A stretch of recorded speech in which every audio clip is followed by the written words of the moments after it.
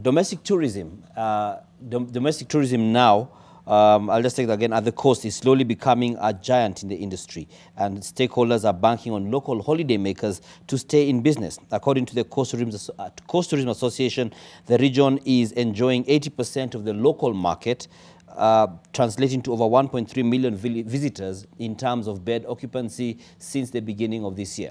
And as the NTV's Kevin Mutai reports, players are eyeing the coming festive season as most hotels begin recording full capacity. The coastal region, boasting of hotels, beaches and safari, is still at its peak, becoming one of the favorite places for both local and international visitors. Leisure tourism, especially from the local market, has improved significantly. Players in the industry noting that the sector has bounced back after the ravages of the COVID-19 pandemic in 2020. At the moment, I think the coastal region having a lot of demand because of the beaches. We are focusing more on accommodation and conference packages, school holidays packages also. July this year, domestic numbers in beds was 1.3 million. Last year, same time, it was 24% lower. If we are looking in Kenya, international arrivals in Kenya as at the end of July was about 672,000 against 410,000 same time last year. So that's a 51.2% increase. Mombasa has sustained its position because of its name. Mombasa is a product, is a big name that is still associated with tourism. What we did in Diani was to try and identify the niche, and it was Diani. So recently you've seen Diani has been rebranded to Diani, so it's no longer, we don't call it as Kwale in as much as it's within Kwale County, and therefore that branding has actually helped position Diani because it is now being associated with the product, the beach product. According to the Ministry of Tourism, Wildlife and Heritage, the inbound receipts from the international tourist arrivals in 2022 grew up to 268 billion shillings compared to 147 billion shillings in the previous year. But stakeholders saying these numbers could go up if visa restrictions are relaxed. Bobby Kamani, a hotelier and a tourism expert, says a lot still needs to be done to explore Kenya's tourism sector in order to restore the confidence for the foreign market. The highest revenue earners for the country, for the economy, in terms of foreign exchange, would be the beach and bush. But there are some niche, untapped locations in Kenya, which now KTB is aggressively trying to promote. And I think once we are able to promote Kenya as a wholesome destination, that's when we'll start seeing more and more people visiting different parts of the country. Counties such as Mombasa and Kwale are some of the leading destinations in the region, stakeholders attributing to leisure, meetings, incentives, conferences and exhibitions as the best choices for most of the visitors. Mombasa has come out very strongly as now a MICE destination. And that speaks to why the region has continued to have very good occupancies and business because MICE business is business that you can structure, business that you can actually profile and you can actually organize it. Those who have visited or those who have heard of Diani Beach know of Diani Beach as being an award-winning beach. It has won several awards as the best beach in Africa, one of the top 5 beaches in the world.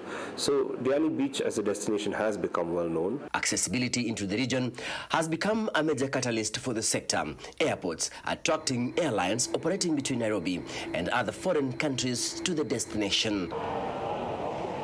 Stakeholders are still advocating for the open sky policy, even as the government pushes for the piloting of the single Africa air transport market, targeting Africans for the holiday. Local airlines also need to not only look at their profit margins, but they also do need to look at a way to make it more reasonable for local holidaymakers to go to these destinations, because this is unnecessarily killing our local market and our local tourism.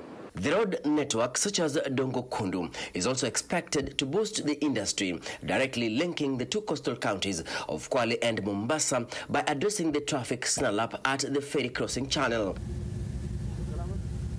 Development of other products such as cruise tourism, adventure tourism, culture, and sports tourism are also key in the tourism value chain. What we are doing is also spreading the news about what is good at cost.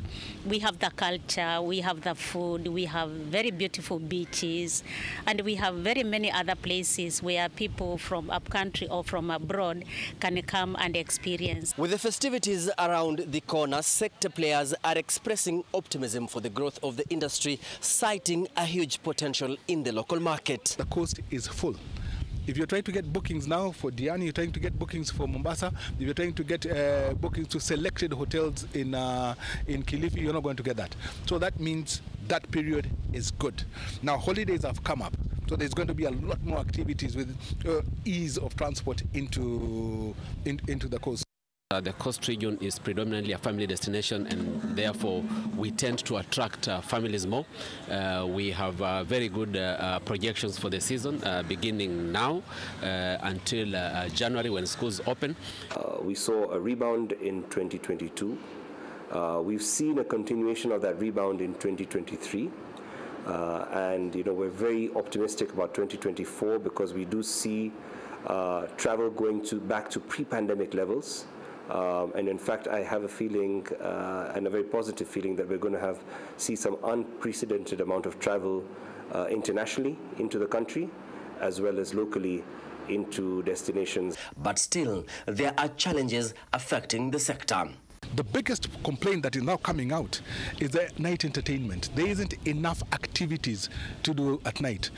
Before, there was Tembo, there was Mamba, there was Bora Bora, there was your favorite place, what was that called? What was that place called? A lot of these places have closed down, or they have moved away to a place like Bamburi. So the activities, that night entertainment that used to be there has gone.